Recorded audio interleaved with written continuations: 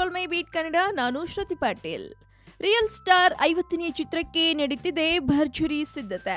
ಹೌದು, ತಮ್ಮ 50ನೇ ಸಿನಿಮಾಗೆ ಸ್ಕ್ರಿಪ್ಟ್ ರೆಡಿ ಮಾಡಲು ಚಿಕ್ಕಮಗಳೂರಿನಲ್ಲಿ ಏಕಾಂತಕ್ಕೆ ಮೊರೆ ಹೋಗಿದ್ದ ನಟ ನಿರ್ದೇಶಕ ಉಪೇಂದ್ರ ಅವರು ಮರಳಿದ್ದಾರೆ.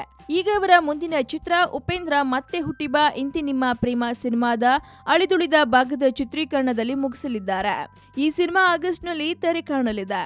ಇದಾದ ನಂತರ ಸ್ಕ್ರಿಪ್ಟ್ ಚರ್ಚೆಗೆ ನಿರ್ಮಾಪಕ ಶ್ರೀರಾಮ್ ಜೊತೆಗೆ ಮತ್ತೆ ಬೆಟ್ಟದತ್ತ ಮುಖ ಮಾಡಲಿದ್ದು, ತದನಂತರ ಉಪ್ಪಿ ರುಪ್ಪಿ ಚಿತ್ರೀಕರಣದಲ್ಲಿ ಉಪೇಂದ್ರ ತೊಡಗಿಸಿಕೊಳ್ತಿದ್ದಾರಂತೆ.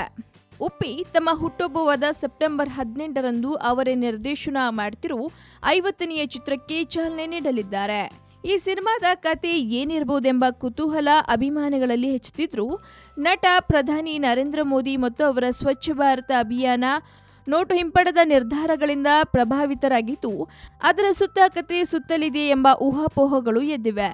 ಆದರೆ ಬಲಮೂಲಗಳ ಪ್ರಕಾರ ತಿಳಿಸುವಂತೆ ರಾಜಕೀಯ ವಿಷಯವನ್ನ ಉಪ್ಪಿ ತೆಗೆದುಕೊಂಡಿಲ್ಲ. ಬದಲಾಗಿ ಅವರು ಪರೀಕ್ಷಿಸಿ ಗೆದ್ದಿರುವ ಕಮರ್ಷಿಯಲ್ ಮನರಂಜನಾ ಶೈಲಿಯ ಸಿನಿಮಾ ಬರೆದಿದ್ದಾರೆ ಎನ್ನಲಾಗ್ತದೆ. ಅವರು ಉಪೇಂದ್ರ ಇಂತಹ ತಮ್ಮ ಟ್ರೆಂಡ್ ಮಾರ್ಕ್ ಸಿನಿಮಾಗಳಿಗೆ ಹಿಂದಿರುಗುತ್ತಿದ್ದಾರೆ. ಆದ್ರಿಂದ ರಾಜಕೀಯ ಮತ್ತು ತಾತ್ವಿಕ ವಿಷಯಗಳಿಗೆ ಬ್ರೇಕ್ ಹಾಕ್ತಿದ್ದಾರೆ. ಇದರ ವಿವರಗಳನ್ನೇ ಈಗ ನೀಡಲಾರೆ, ಆದರೆ ಇದು ಕಮರ್ಷಿಯಲ್ ಚಿತ್ರ ಎಂತಾರೆ. ಜನಪ್ರತಿನಿಧಿ ರಾಜಕೀಯ ನೋಡ್ತಾರೆ ಮತ್ತು ಅದನ್ನ ಮತ್ತೆ ತೆರೆ ಮೇಲೆ ಕಾಣಲು ಇಷ್ಟಪಡ್ತಾರೆ ಎಂದು ನನಗೆ ಗೊತ್ತು. ಈ ಮಧ್ಯೆ ಜಮ್ಮು ಮತ್ತು ಕಾಶ್ಮೀರದ ಮಾಜಿ ಮುಖ್ಯಮಂತ್ರಿ ಒಮರ್ ಅಬ್ದುಲ್ಲಾ ಉಪೇಂದ್ರ ಅವರ ಸೂಪರ್ ಸಿನಿಮಾ ವೀಕ್ಷಿಸಿ ಇಂತಹ ರಾಜಕೀಯ ವಿಡಂಬನ ಚಿತ್ರಗಳು ಆಸ್ಕರ್ಗೆ ಹೋಗಬೇಕು ಅಂದಿದ್ರು.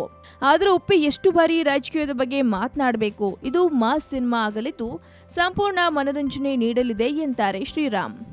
ಒಟ್ಟಾರೆ ಉಪ್ಪಿ 50ನೇ ಸಿನಿಮಾಗಾಗಿ ಸಾಕಷ್ಟು ತಯಾರಿಗಳನ್ನ ಮಾಡಿಕೊಳ್ತಾ ಇದ್ದು, ಇಲ್ಲಿ ನೋ ಪೊಲಿಟಿಕ್ಸ್ ಅಂತಿದ್ದಾರೆ. ಓನ್ಲಿ ಕಮರ್ಷಿಯಲ್ ಸಿನಿಮಾ ಮಾಡೋಕೆ ಮತ್ತೆ ಹಳೆ ಉಪ್ಪಿ ಎಂಟ್ರಿ ಕೊಡಲಿದ್ದಾರೆ.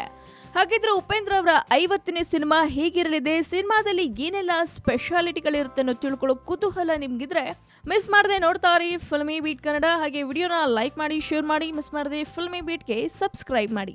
ಹಾಯ್, ಎಲ್ಲ ಸ್ಯಾಂಡಲ್ವುಡ್ ಮೂವೀಸ್ ಅಪ್ಡೇಟ್ಸ್ಗೆ ಪ್ಲಸ್ ನನ್ನ ಮೂವೀಸ್ ಅಪ್ಡೇಟ್ಸ್ಗೆ ಪ್ಲೀಸ್ ಎಲ್ಲರೂ ನೋಡ್ತಾ ಇರಿ ಫಿಲ್ಮಿ ಬೀಟ್ ಆ್ಯಂಡ್ ದಯವಿಟ್ಟು ಸಬ್ಸ್ಕ್ರೈಬ್ ಮಾಡಿ.